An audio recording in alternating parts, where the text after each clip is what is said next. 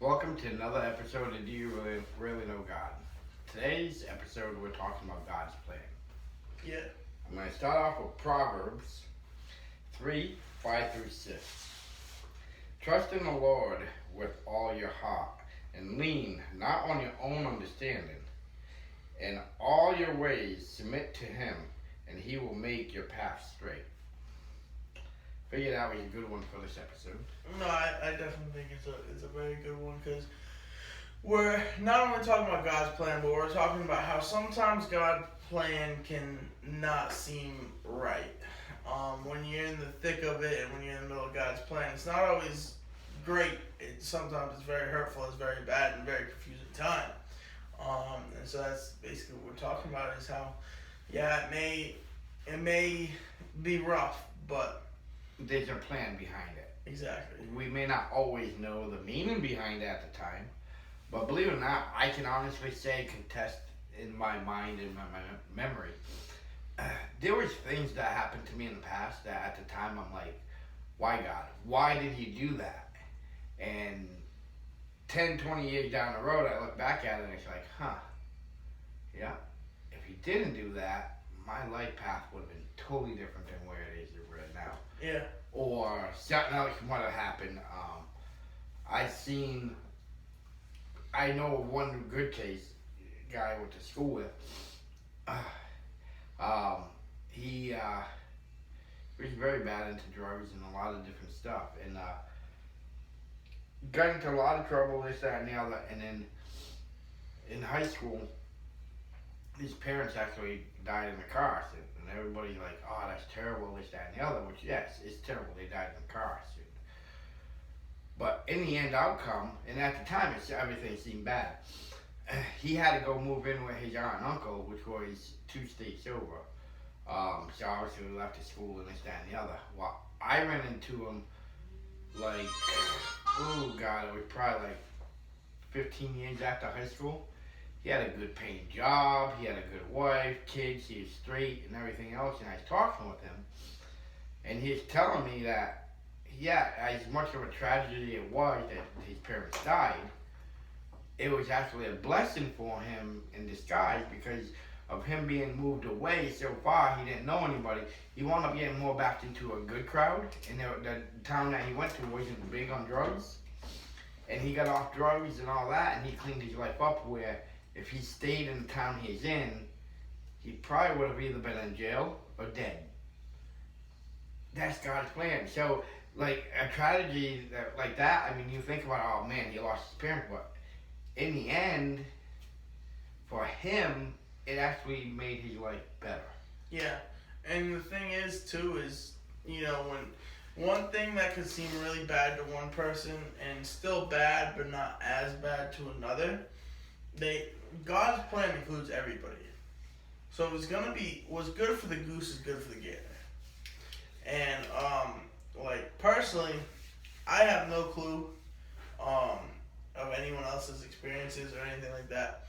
But like we've talked about on the podcast, from a young age, I've had to deal with death a lot. And like my Auntie Donna and my Gramps, I don't remember them. Like, I don't know what their voice sounds like. I don't know anything like that. The only thing I know from them is pictures. But at the end of the day, I did know them as a small child, and so I still have what I feel like that piece is missing. And like for Dad who grew up with them, Thank you. and all that, and Meme who raised Auntie Dawn and whatnot, maybe something totally different could have came out of it. But me personally, I think it adds character to me in the sense of, because to go through all those things at a young age, I think personally, bless you, it makes me more, what do they call it, empathetic. Yeah. I think as an artist, as a musician, it gives me that extra fuel.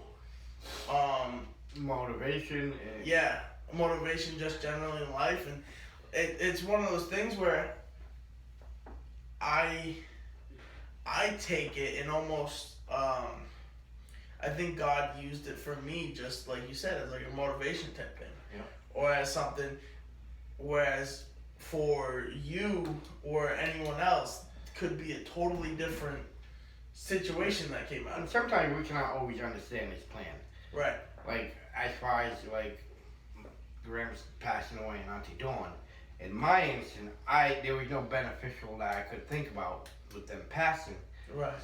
to God's plan with me. And that's But- not saying that like I said, what's good for the goose is good for the gander. And that also does mean that sometimes you're going to lose someone or something's going to happen that's not necessarily going to benefit you. Well, it may not be your plan for you, God's plan for you, But in the but end, it benefits you, so it's a plan for somebody else. Right, which in turn could benefit you as well. Yeah. But yeah, that's one thing I do want to emphasize. We're not saying that everyone who dies, it's a good thing they died. Well, we're not saying that at They're all. going to heaven. I mean, it's definitely a good thing because then they got eternal Right. life. Yeah, we talked about that. I think it was on the last episode. Yeah, a couple of episodes ago. something Yeah. like that, yeah. So I mean, there's definitely that factor. But basically, what brought this up is a lot of different situations this week. Honestly, my wife has a friend and she was dating this guy, and he had accidentally overdosed, and she's in a bunch of disarray at the moment. But there's a lot going on in her life with other stuff that. Right. And she had messaged Michaela asking about how could God do this to me, blah, blah, blah. And Michaela had asked me for help, and I was just like, honestly, I mean, it's God's plan. Yeah. God has a There plan. is some benefit coming You from may it. not realize it, and you may never know it, because there's certain things where, like, I'm not going to use a specific example, but let's say somebody does have a boyfriend or someone who they're, intimate with, whatever, that suddenly dies. Honestly, that person could have turned into a abuser. That person could have ended up taking their significant other's life. There's so many things that we will never know. Nope. But you gotta also think of the other aspect. God calls his angels back when he's ready for them. Exactly. So, I mean, with this one that just happened that you're talking about, I mean, he might have served his purpose in life and God just wanted him back home. Yeah. Because we're not all given and promised tomorrow. Right. God can take us back home at any given time that he wants. But there's also a ton of different things that this week that had inspired it. Like when we came up with the topic yesterday, there was a big accident at the shop, which wasn't really anybody's fault per se. No. It's just one of those things that it was virtually unavoidable. I mean, it's something that happens at every shop at some given time. Yeah. And It's just like anything else. It's kind of like the same thing. If you go to war enough times, eventually you're getting shot.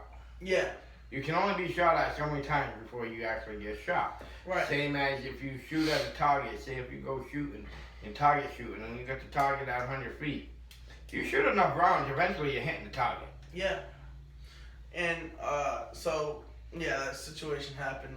At the time, it was very grim. Or I won't say grim, but we're all just kind of like, oh my gosh. Yeah. Like, what?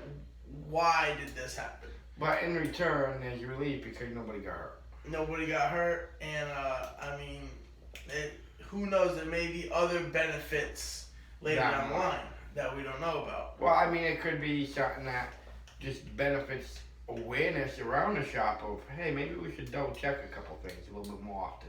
Yeah. Because it could have been something that, if it did happen now, maybe later on, it would have been unchecked and it would have been catastrophic where people would have got hurt or killed. Yeah. So this right here, now everybody's going to be double checking stuff a little bit more Yeah. seriously.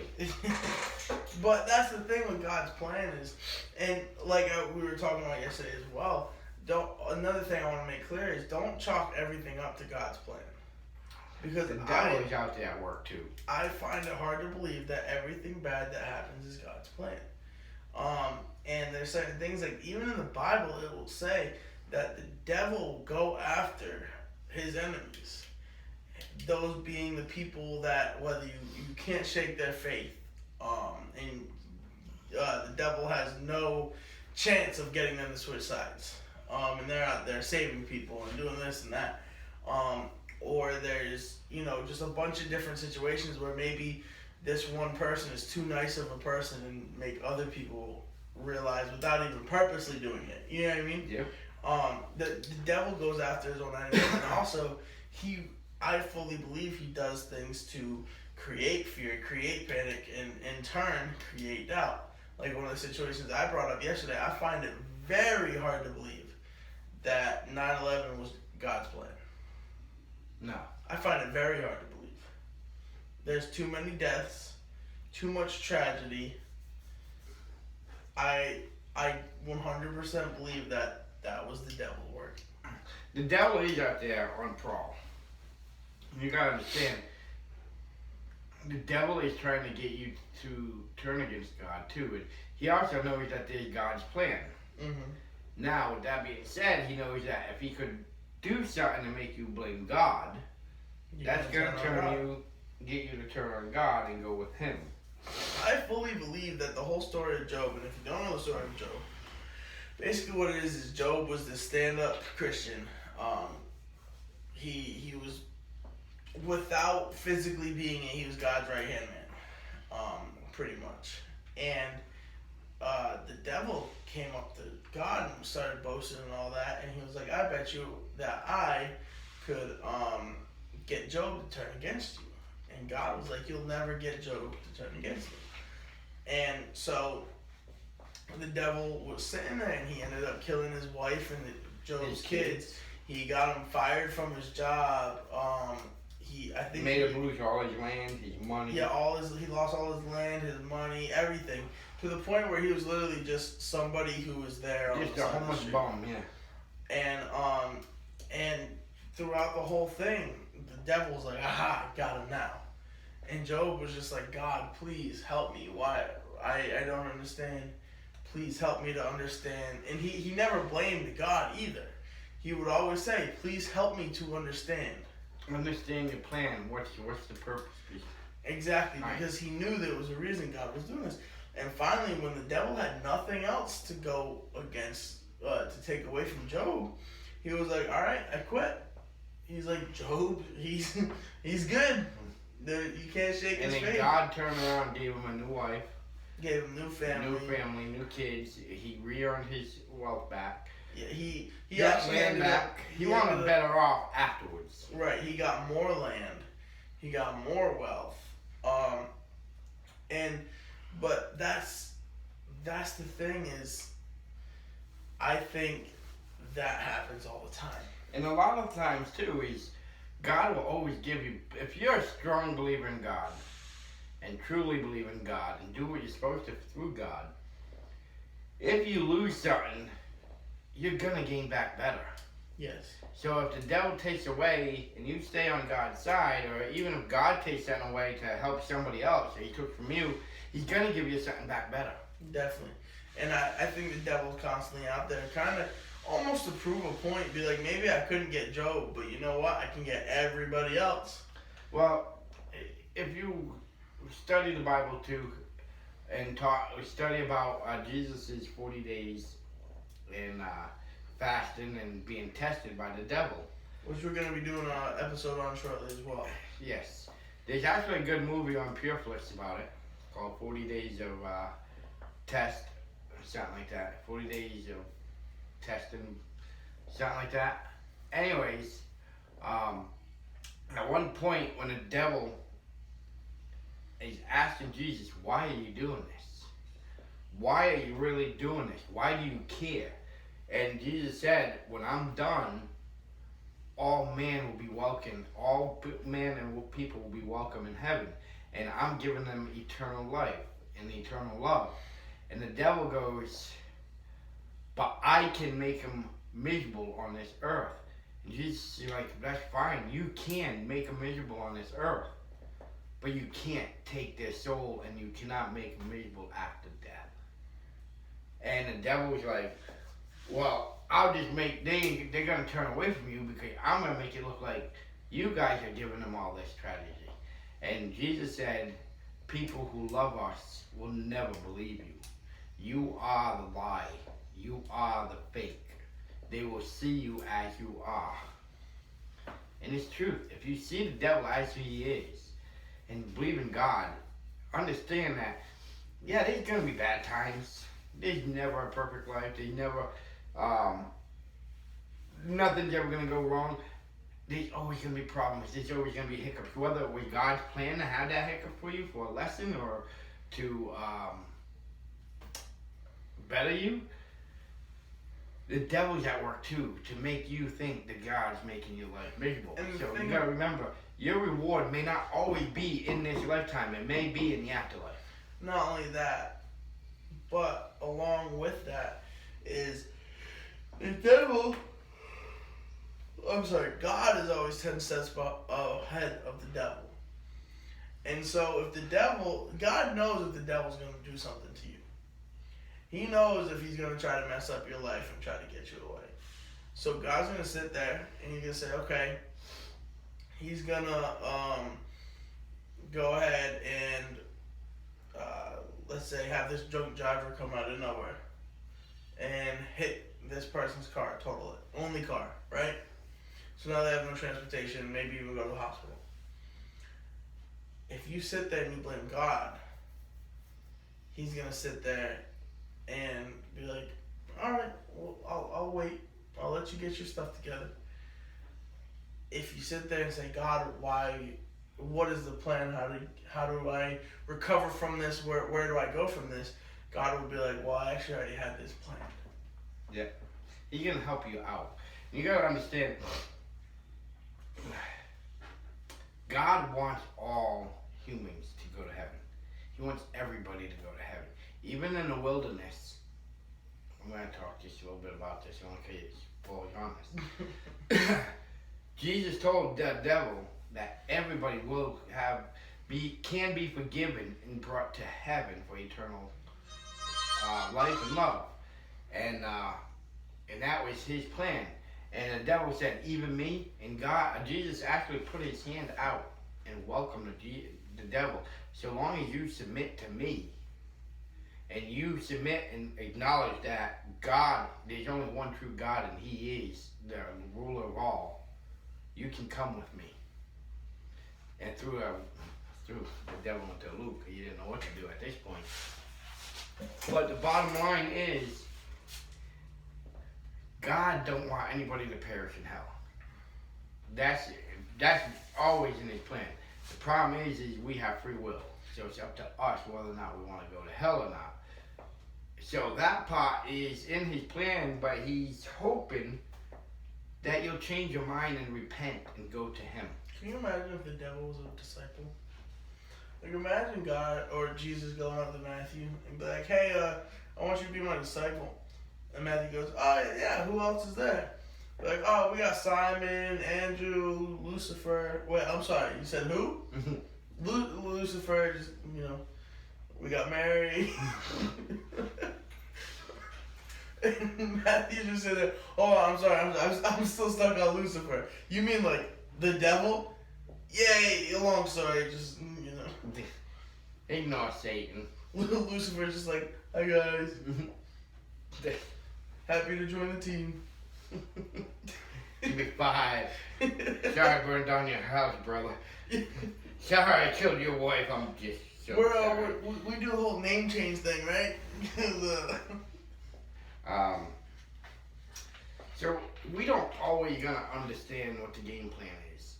And it's almost like, even in real life, if you ever played sports, and I'll use football because football is a very planning game and very, I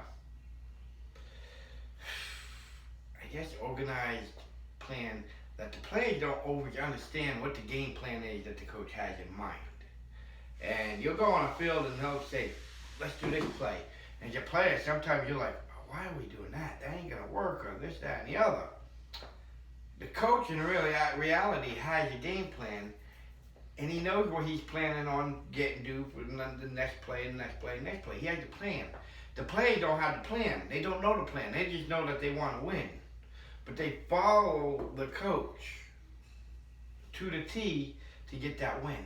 Mm-hmm. They trust in the coach, and we have to do that with God. We don't always know the plan, but we need to follow him because he's the only thing to salvation and eternal love and life, and basically the most beautiful thing you could ever imagine. He is the way. He is the only way. Jesus Christ is the only way. And we just need to, even though we don't understand the plan, we know the outcome of the plan. We know the outcome of the plan is eternal life. That's all we need to know. How we get there doesn't matter. If anyone's in the Army, this may even be military-wide, not positive, but there's a very good saying that goes with it, and it's hurry up and wait. Because in the Army...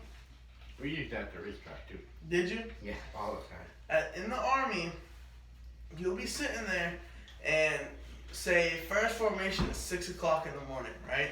So you do your own PT, whatever. You have to be in formation 6 o'clock, and it doesn't matter what the higher ups have planned for the day.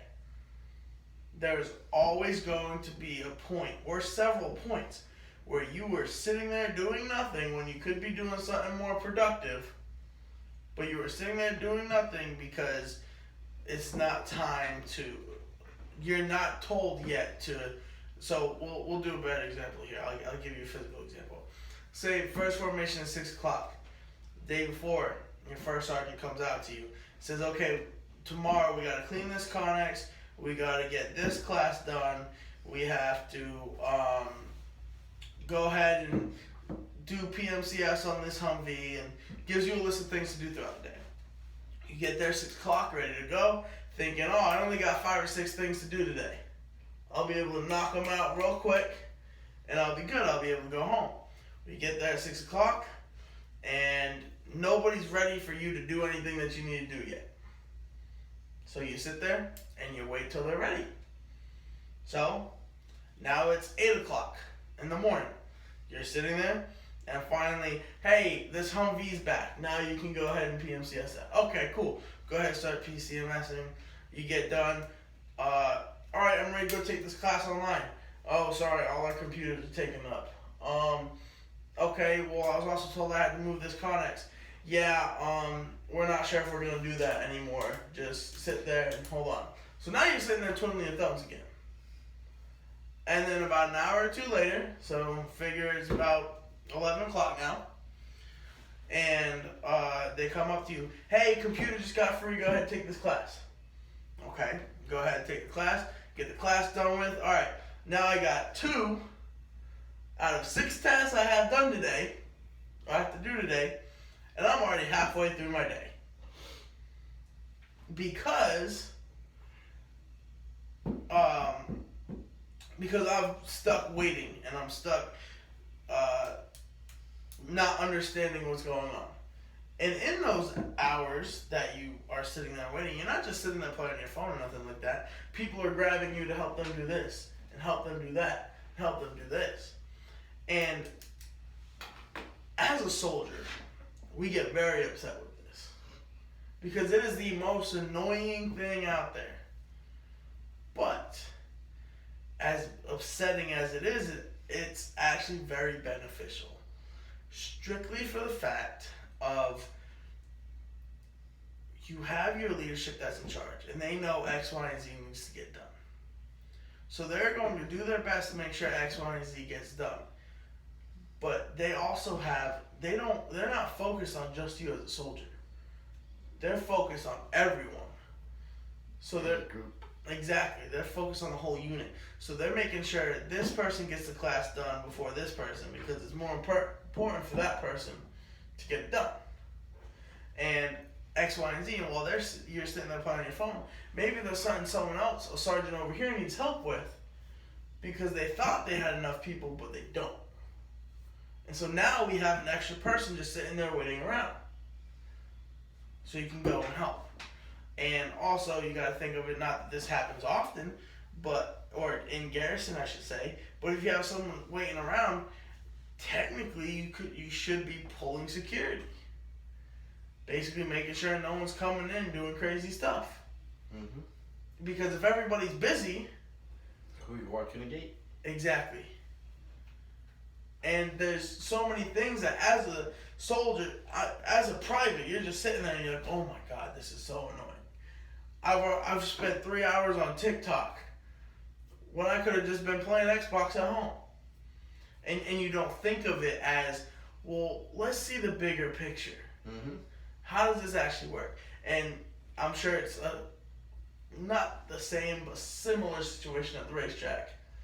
Yep. Hurry up, get in the car, get out back, you're going on next. Right. And you sit in the car for 3 hours because they decided to change order and put somebody else before you, or yeah, and big accident happened, or it starts raining, or whatever. So, right.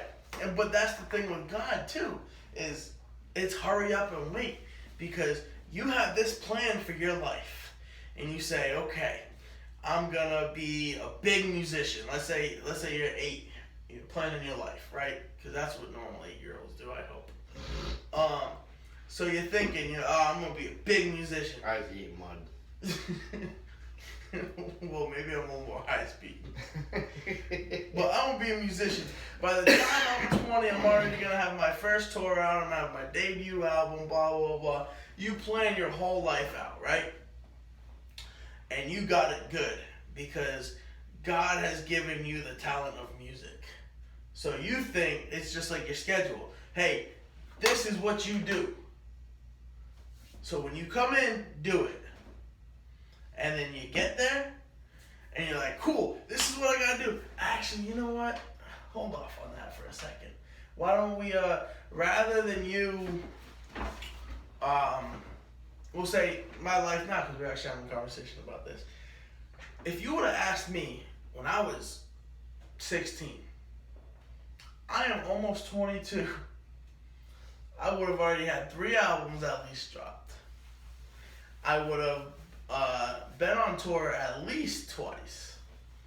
I would have been good, right? Look at me. Things change.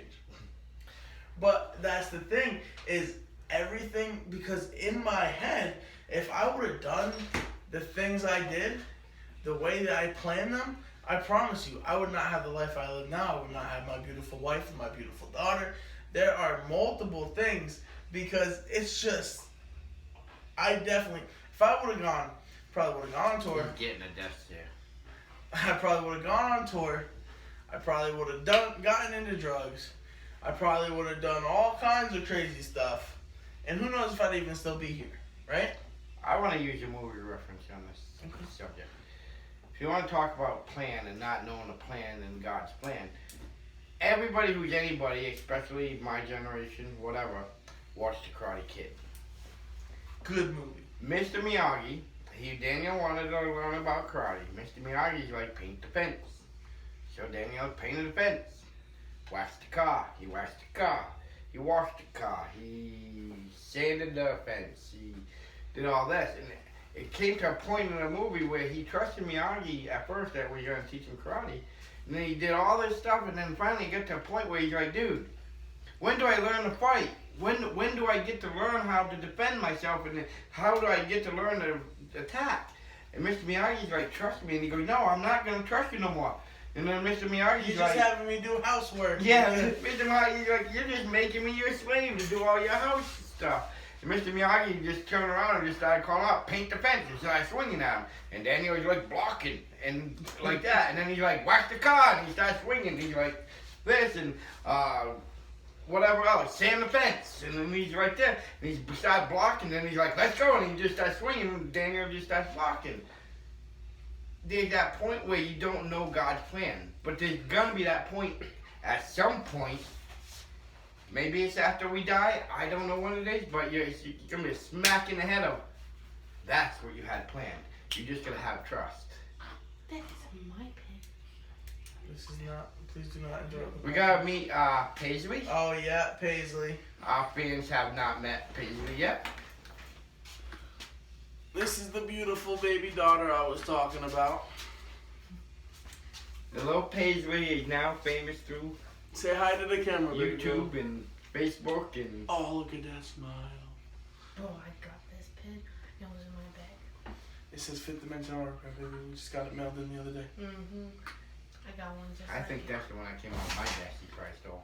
No, I actually But never even saw You got that. Paisley, which is God's plan. It wasn't Devin and Michaela's plan, You cost me. but it was God's plan. Pull her dress down. How did they say I was God's plan? What? It was God's plan. Yes, you were.